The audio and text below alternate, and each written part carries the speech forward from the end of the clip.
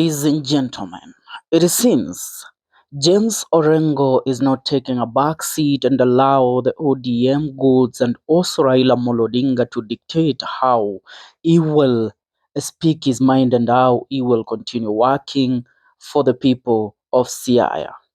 James Orengo has spoken in regards to the impeachment that is looming about him being impeached for refusal to support the MOU between President William Ruto and Raila Odinga. The Siaya governor James Orengo has broken in his silence, triggering a storm within the ODM party with bold claims about political dominance by one family in the Nyanza region, and that is the Odinga family. In a statement circulating online, Orengo said it is unfair for one family to hold most leadership positions in the party, that is the ODM party. He highlighted that one brother vied for president, another one for senator, a sister for governor and women rep, and a daughter nominated for a regional seat, all under the ODM banner. They have all claimed that the Kenyatta family and the Moi family have been in dominance for so long, and they called them dynasty. But one thing that they failed to point out is that the Odinga family is also one of the most dynasty families that we have ever had in the country. His remarks, seen as directed at the Odinga family, have shaken ODM loyal base. The message calls on the Luo community and ODM members to wake up and reflect on the direction the party is taking. This comes days after Orengo faced criticism for allegedly embarrassing ODM leader Raila Odinga in front of President Ruto during a funeral of the late bodyguard to Raila Odinga, George Oduor. A group of Luo professionals even threatened to impeach Orengo, accusing him of being anti-government. However, Orengo appears unfazed. His latest comments show he is ready to take on the political establishment and speak out against what he sees as unfair practices within the party. Political analysts believe this could mark the start of a new power shift within ODM, especially if more leaders rally behind Orengo's call. Supporters on social media divided. Some praise him for his bravery, while others accuse him of betrayal. As tensions rise, all eyes are now on Raila Odinga and how he will respond to a direct challenge from one of his longtime allies. Now, we all should agree that what Orengo is saying is nothing but the truth. There is no truth than what Orengo said. And I want to quote him directly. It is only one family in Kenya that has a brother vying for president, another old brother vying for senator, a sister vying for governor, and then women rep, a daughter being nominated for a regional parliamentary seat, all through one party. It is time Luos and the ODM family woke up. Now let's speak about this dominance by the Odinga family and what Orengo is currently pointing out. They might say, and I think ODM supporters and even leaders within the ODM, sometimes they are as confused as they can get. Because tell me why you will remain loyal to somebody that has given every, every good thing that comes for for ODM party, every good thing that is added over to ODM party, Raila Odinga tends to think about his family first before putting the interest of his supporters first. We know the Odinga family has about 5 members who are within leadership in the Republic of Kenya. And these leadership positions that they enjoy, it's because of the ODM party. And this ODM party is not only dominated by the Odinga if it could be the Odinga family that owns ODM party, then we can say that the Odinga family has been enjoying all the benefit of this party for the longest time possible.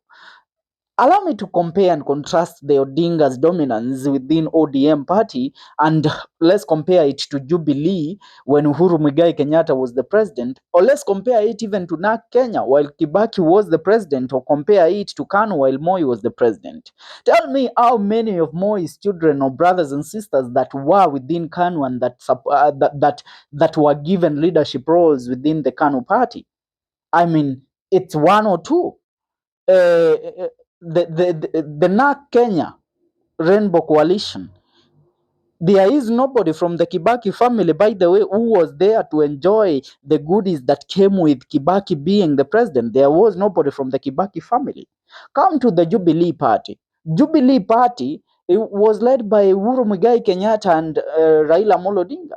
But during the time that this party was the ruling party in the country from the year 2013 to 2018, we know that Uhuru Muigai Kenyatta never brought his sisters to work with them within and benefit from the leadership roles that are given to Jubilee Party.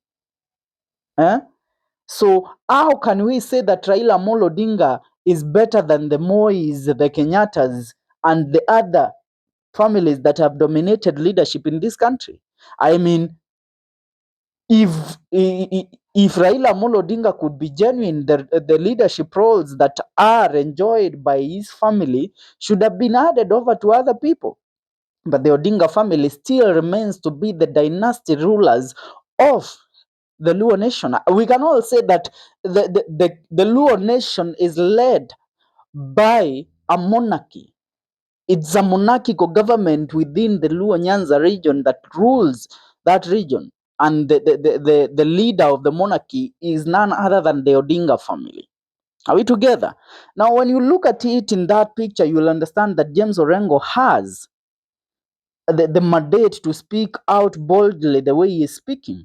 And allow me to read to you a few reactions from this battle between Raila Amolo Odinga and James Orengo. I want you to listen to the Member of Parliament of Sabaot Member of Parliament, Honorable Caleb Amisi, also a member of the ODM party. He says, small kids paid to demonstrate against Orengo, who fought for a new constitution, who has been fighting for Baba stolen elections in courts, representing ODM supporters caught in line of duty, imprisoned for agitation for multi-partyism, just because he says government is wrong, is not insanity nor absurdity, ni mavi tu kwa kichwa. Kenya needs a renaissance.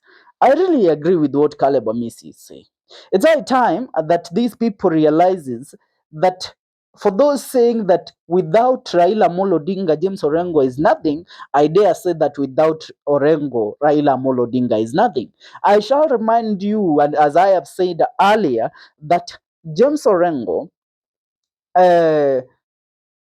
was the crowned Luo kingpin by Jaramogi Oginga Odinga before Jaramogi Oginga Odinga passed.